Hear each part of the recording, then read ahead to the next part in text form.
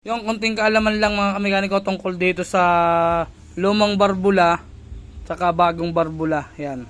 Ito yung binili kong bago. Yan, dito tayo sa intake. Yung intake niya mga kamekaniko ay nakapit sa magnet. Yan, kapit. Yung luma.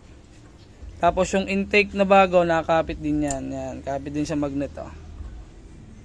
Tapos mga kamekaniko, nandito yung pagkakaiba ng luma tsaka bago. Ito yung luma, hindi nakapit. Oh.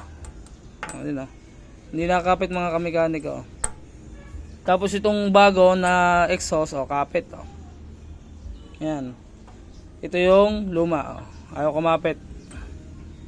Yun yung pagkakaiba mga kamekaniko. Kaya pagka kayo magagawa at okay pa naman yung exhaust valve, huwag nyo na munang paltan kasi mas maganda yan. Ano? Mas matibay yan sa apoy kaysa dito sa nakapit na bakal. Yan. Yun lang mga kamekaniko. Konting tips lang. Peace out.